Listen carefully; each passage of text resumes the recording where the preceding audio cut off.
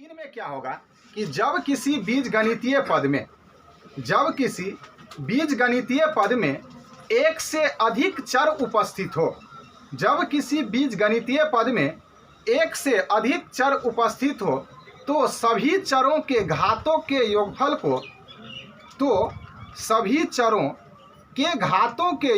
को बीजगणितीय पद का घात कहा जाता है।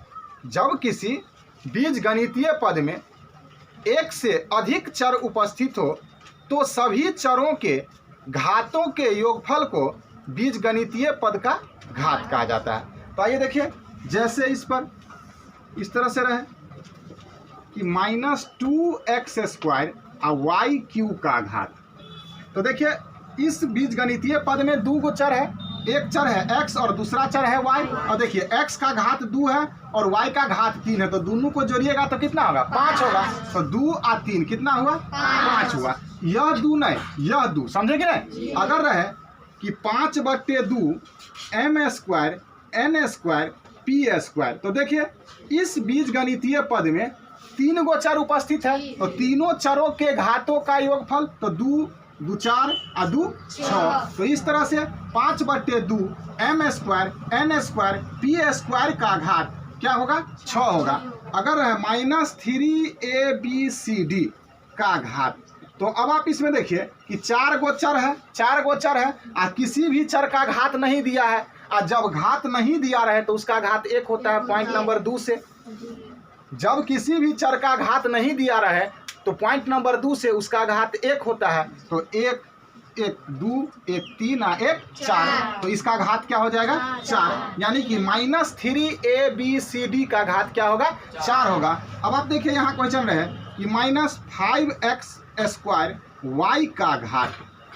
तो देखिए यहाँ पर x² का घात 2 है और यहाँ y का घात कुछ नहीं है, तो 1 होगा। तो इसका घात क्या हो जाएगा? 3 हो जाएगा। रहे -1/2 a² b² c का घात।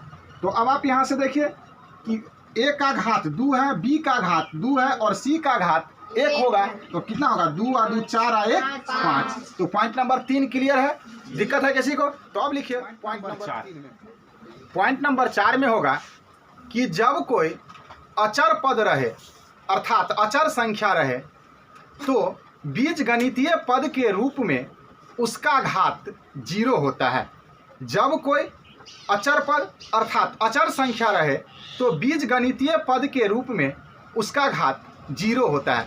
देखिए सिंपल सी, अगर कोई पूछे 3 का घात और आधार, 3 का घात और आधार, तो आपको बताया है कि क्या होगा? जब कोई घात नहीं रहे तो 1 होता है, तो यहाँ 3 का घात 1 होगा और इसका आधार क्या होगा? 3 होगा।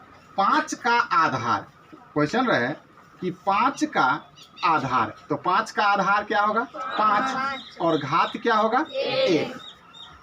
लेकिन जब इसे बीजगणितीय पद के रूप में इसका घात पूछे, जब बीजगणितीय पद के रूप में इसका घात पूछे तो इसका घात 0 होता है। आइए देखिए कैसे। यहाँ होगा कि 5 है, तो 5 में 1 से गुना करोगे कोई फर्क पड़ेगा? और आप जानते हैं कि किसी भी संख्या का घात 0 रहता है तो उसका मान 1 होता है। आप जानते हैं कि किसी भी संख्या का घात 0 रहता है तो उसका मान 1 होता है। अगर x का पावर 0 देंगे 1 के बदला तो कोई फर्क पड़ने वाला है? अब यह क्या हो जाएगा? 5x का पावर 0। तो अब आप देखिए यहाँ 5x के पावर 0 का घात, तो इसका घात क्या हो जाएगा? 0 होगा कि नहीं?